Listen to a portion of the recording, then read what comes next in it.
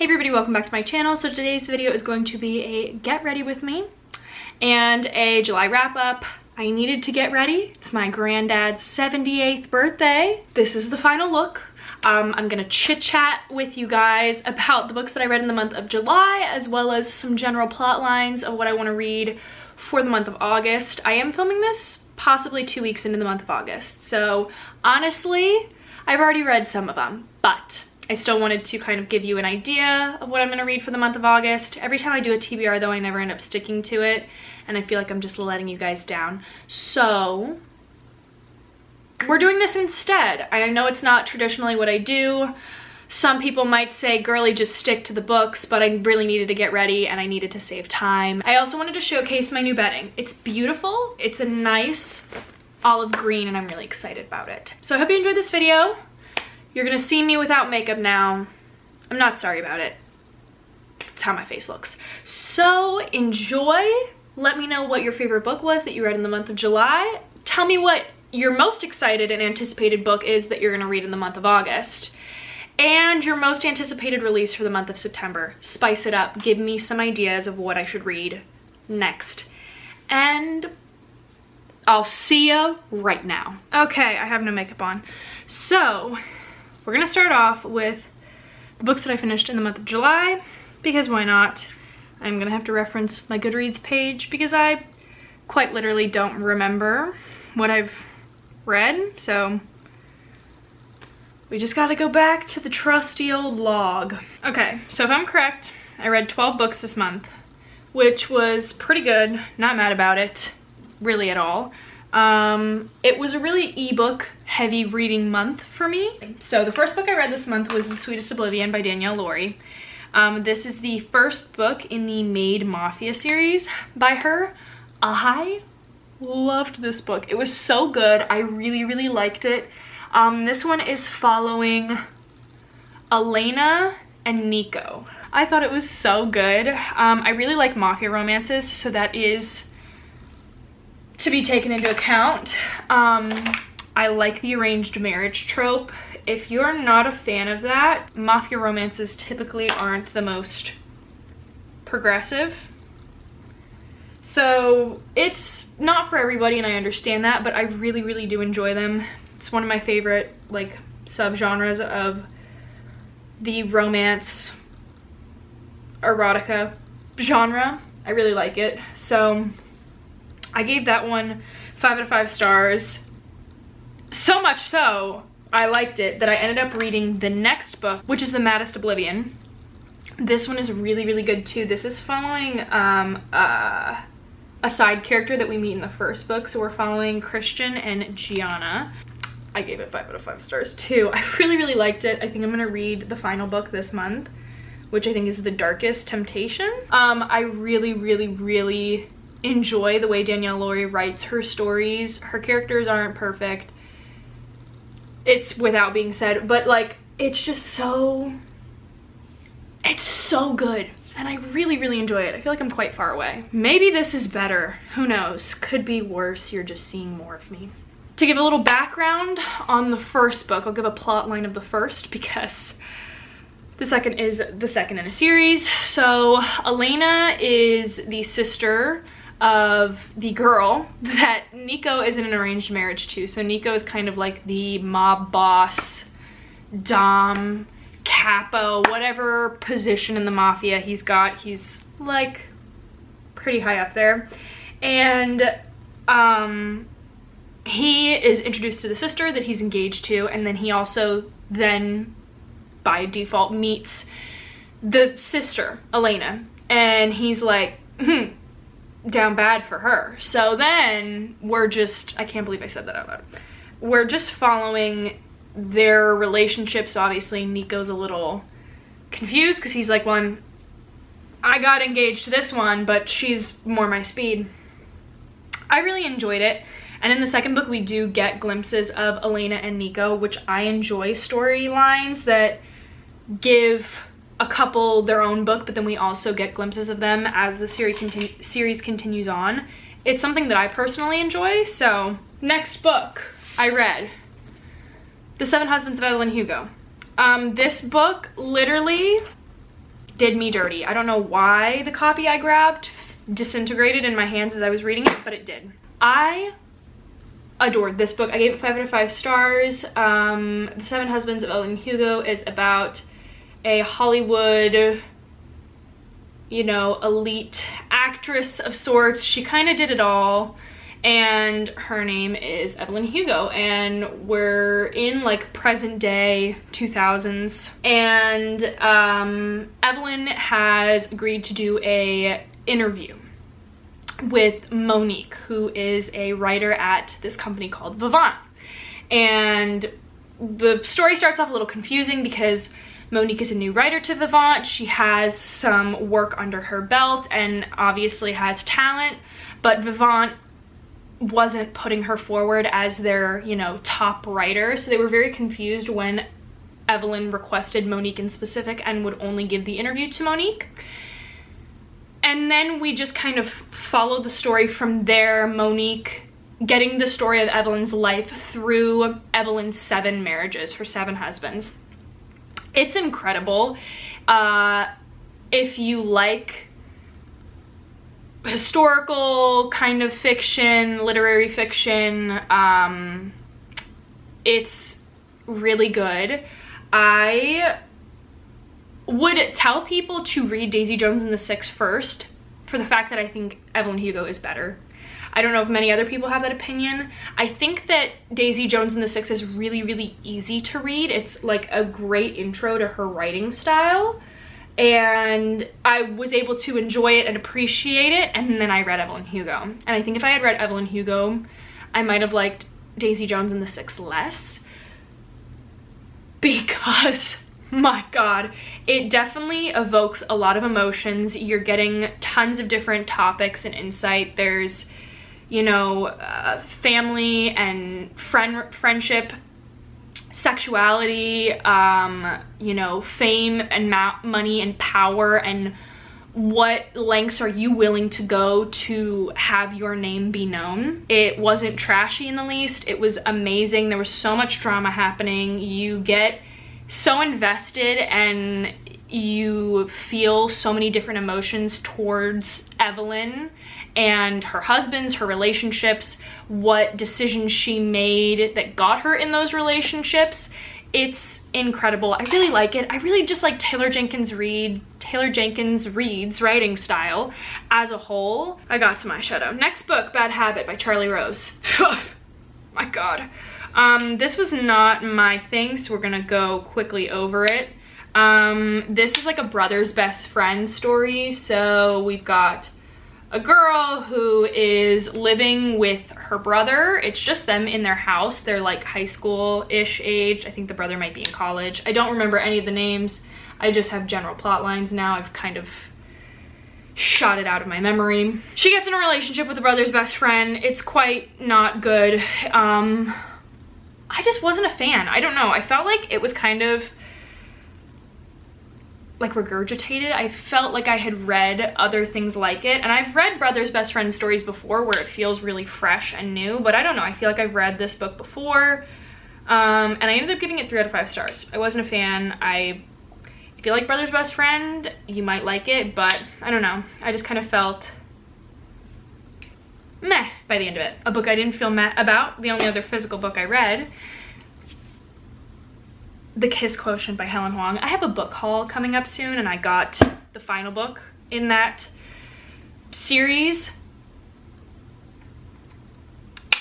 So good.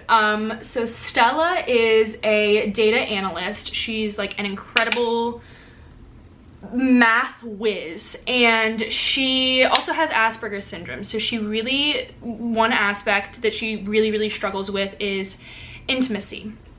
And so she is having like pressure from her parents on, you know, getting in a relationship. And so she decides to hire a male escort, Michael, to help her with her intimacy.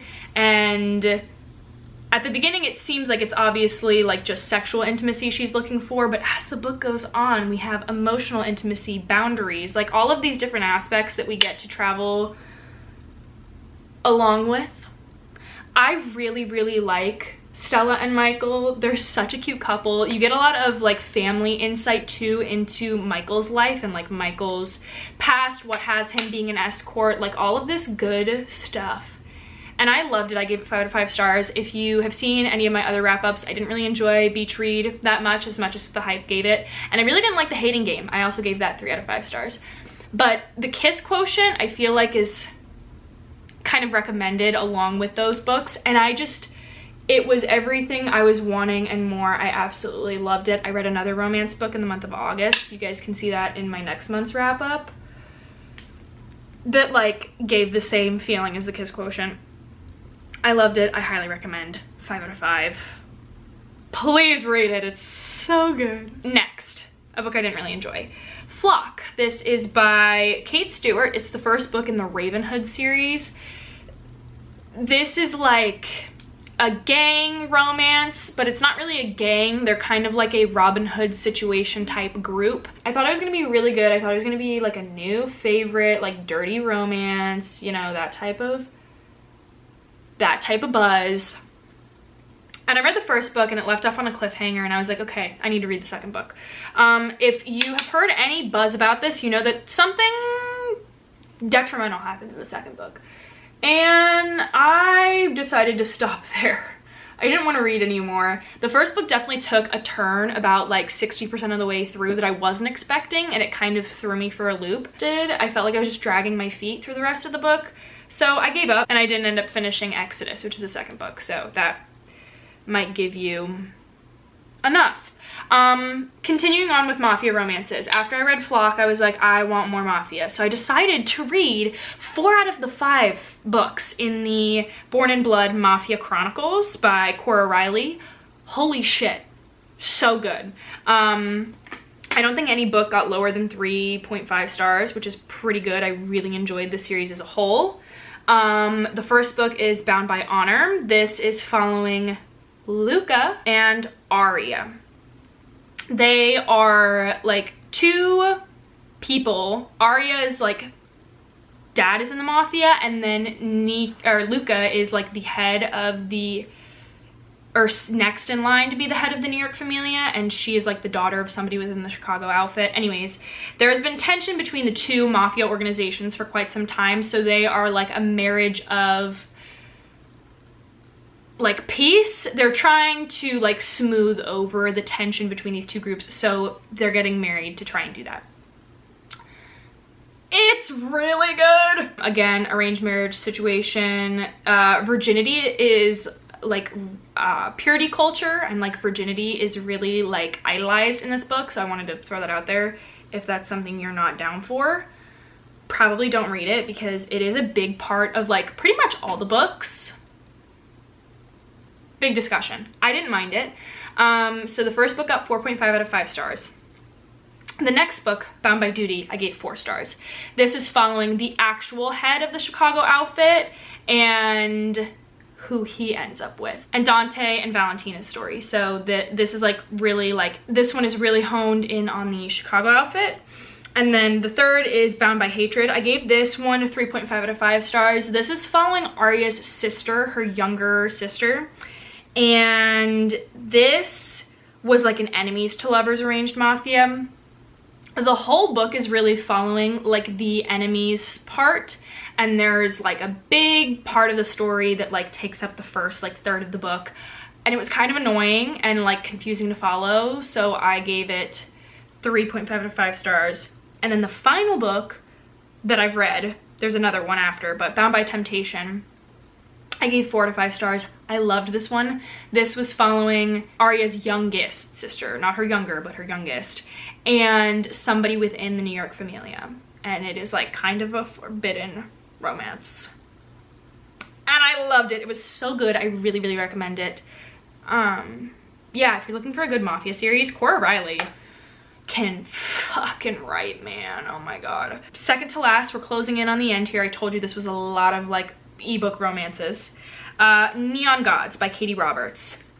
Oh! So if you guys have been watching me since I started my channel, you might know my slight obsession, fascination, whatever you want to call it, with Lore Olympus. It's a webtoon comic, like webcomic series webtoon is the app it's on. It's so good. I really like it. It is like a Hades and Persephone modern day like retelling with like the cutest little cartoon graphics. It's so good. I really, really, really enjoy it. So I, in an attempt to satiate the need for more of whatever the creator puts in it. I actually follow her on Instagram and she has such talent. But anyways, I have been looking for another Hades and Persephone retelling, maybe a series, something that I can read and just absolutely love and devour. If you have any recommendations, please leave them down below. Last year I read Touch of Darkness by Scarlett St. Clair. But I don't know, I really, really enjoyed Neon Gods more than Touch of Darkness. Not as much as Lore Olympus though. Lore Olympus is, it will forever be my top tier Hades and Persephone media. It's so good. I don't know how to explain it. I really, really, really enjoy it. I read Neon Gods. I gave it 3 out of 5 stars, which doesn't seem that great. But I enjoyed it. A 3 out of 5 stars means I had a great time. I didn't like gain anything necessarily out of it, but I had a good time. And that's what I did. I had a good time with this book. My camera battery's dying and we still have 2 more books to talk about. So I'm gonna be back in a second. Okay, sorry if the angle, lighting, whatever has changed and I have a little bit more makeup on. We're gonna try and speed through this because I wanted to have the lighting at least kind of be somewhat the same and get through. So I was on Neon Gods. Basically, it's more of a city setting. We are set in this city called Olympus and it's split by like the upper city and then there's the river Styx and then we have the lower city, which is where Hades rules over. And there are 13 elected officials who fill the roles of these gods. So Zeus, Poseidon, Demeter, Hera, Hades, so on and so forth. And so we're getting the story of Persephone, who is the daughter of Demeter, and her mother has been this elected official to kind of fill the role of like agriculture and like food distribution. And the beginning of the book, we are at a party and it ends up being an engagement party of Zeus and Persephone. And then we just follow her spending time in the lower city, her meeting Hades, like the concept of like the river Styx and everything. And so there are like some fantastical elements to it. Again, it might not be for everybody. If you don't like Hades and Persephone retellings, reimaginings, you might not like this. I really enjoyed it, and I know that Katie Roberts is writing other books in the series. They are just going to be following other officials, I believe. I'm really looking forward to it. I really enjoyed it. And then the final book I read in the month of July, I told you we were really close to being done, was Dirty Letters by Vi Keelan and Penelope Ward. Now, normally, I'm a really big fan of Vi Keelan and Penelope Ward when they write together, when they collaborate, co-write. But for some reason, this one wasn't really delivering. So Dirty Letters is, in the best way possible, let me explain this. If the book Punk 57 and Woman in the Window mashed together and then had a baby with the Disney original movie Starstruck, that is what this book was basically about. We're following 2 people. They've been pen pals since like the 4th grade, the Punk 57 aspect, and they've been writing letters for like 8 years together. And when they turn 17, something really tragic happens to the girl and she stops writing letters. Now fast forward like another decade, the boy writes a response letter, Griffin. He writes a response letter and he's kind of pissed. And so he writes this response letter and she responds and they like pick communication back up together. It's really nice. And then it kind of gets weird with like the starstruck element and the woman in the window element. So it was my favorite. And those were all the books I read. Now, to kind of sum it up, I wanted to really quickly talk about the books I'm going to read in the month of August, because it's already like a couple weeks into August. I've already read some books, and every time I make a TBR, I end up not sticking to it. So I'm just going to kind of tell you like the general feelings I want to get. I want to read a couple more summer romances to kind of round off my summer. I've already read one, but another one I would like to read is People We Meet on Vacation by Emily Henry. I didn't really like Beach Read. I'm hoping I'll like People We Meet on Vacation more. I want to do a reread. So I really want to get back into Throne of Glass. I don't know why. I'm just in the mood for it. I want to pick up a classic. I don't know if that's going to be Pride and Prejudice or East of Eden. I'm just really in the mood to read some classics, and then I want to read some like gothic fiction, kind of dark academia-esque. I want to get into the back to school mindset. I don't know why, but it probably will end up either being The Maidens by Alex Michaelides or A Deadly Education by Naomi Novik. I hope you enjoyed chit-chatting and getting ready with me, and that's that. So yeah, those were the books I read in the month of July and a little sneak peek into what I'll be reading in the month of August. I hope you guys enjoyed this video. Let me know if you had any similar, differing, or, you know, argumentative opinions about what I read this month. Leave them down in the comments below. The floor is yours. I'd love to have a chat. And that's gonna be it for me today, guys. So I hope you enjoyed this video. I hope you're all having such a great and wonderful and fabulous day and a nice end to summer. And I will see you guys in my next video. Bye.